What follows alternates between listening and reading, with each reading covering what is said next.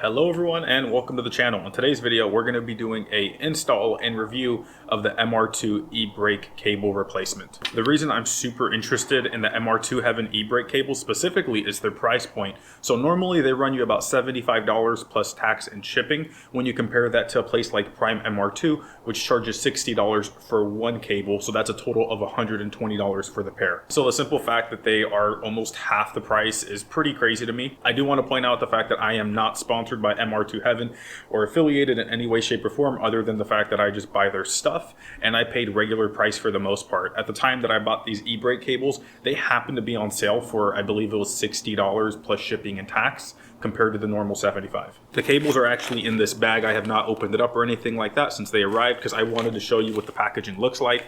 I mean, they're e-brake cables, so them being in like little packaging like this isn't the biggest deal in the world. I mean, to be honest with you guys, they're e-brake cables. Everything seems like it's going to be quality. With these, you only get the cables. The other ones that I bought from, like, I think it was 1A Auto like 4 years ago or something like that, they actually came with these. So what these do is they actually screw onto the car and then you can put the e-brake through it. So they're just like little brackets. That's really not a big deal to me at all. And the reality is you could probably go down to your local hardware store and find something similar to this for a few dollars a piece. So let's just say you did get the MR2 Heaven brake cables and then had to buy these. You would still probably be into these cheaper than you would if you had to buy them from Prime MR2. So you'll definitely want to break those tires loose. I mean, with no e-brake cable, there's not really going to be much to hold it in place. Well guys, just to give you a little glimpse as to how I know that the e-brake isn't good, pretty simple. It's on right now. I have the car in neutral and I can easily turn it. I shouldn't be able to do that. As a little comparison, here is the other side. E-brake is engaged in neutral and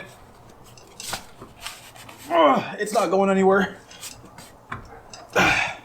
Slight movement, but that's because the bolts are a little loose. We're gonna start by taking off these body panels, or under trays, more like it. So for one of these under trays, it's not exactly necessary, but it actually does make it easier if you take off the rim because it's sandwiched between like the rim and the engine over here, which you'll see in a sec.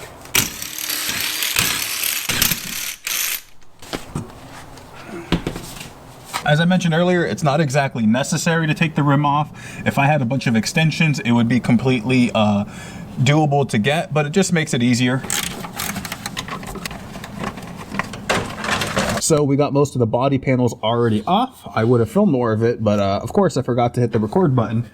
Luckily though, it's a pretty straightforward process since you literally find the bolts that are holding it in and unscrew them. Probably the one downside of this is that I don't have bigger jacks, so that kind of makes it hard to lift the car up even more since these are pretty much maxed out. All right.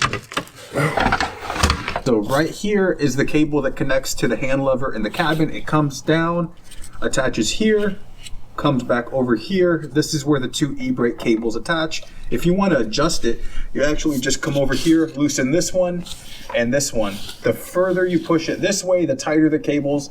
The further you bring it back the opposite way, it loosens them up. To start taking off the e-brake cable, you're just going to turn it until you can push it through the little slit there.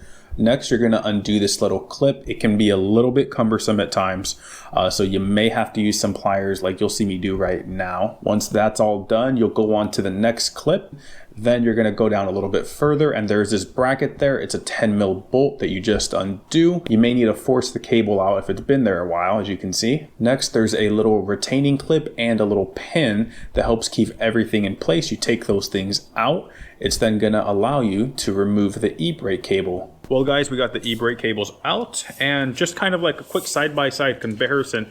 They pretty much look the same. Probably the main difference I'm seeing is at the ends here. So this head is a little bit longer. It looks like it's made of brass or copper or something like that versus this one, which is probably just some cheap steel or something like that. The other thing I'm actually noticing is that this rubber here is actually a lot thicker, which is a little surprising.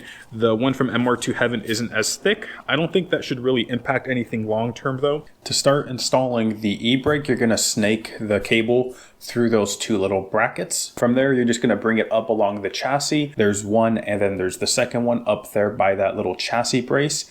It's going to go through the 2 holes. In between the 2 holes there, you're going to have a little clip for it. Those yellow little clips there don't actually fit super well. So as you're finagling in the head of the cable into the bracket, it's okay if those clips come out. Just make sure you get them as you're going back down. From there, we're going to go back down. We're going to put the cable in the little bracket. It's a 10 millimeter there. The cable itself is a little bit small. So even though the bracket is all the way tightened down, it wiggles side to side. Now, I ran into another little fitment issue because of the old retaining clip I was using. When you look at these side by side, you can actually see that this area is a little bit smaller than this area. Because of that size difference, I had to make sure to use a thicker retaining clip.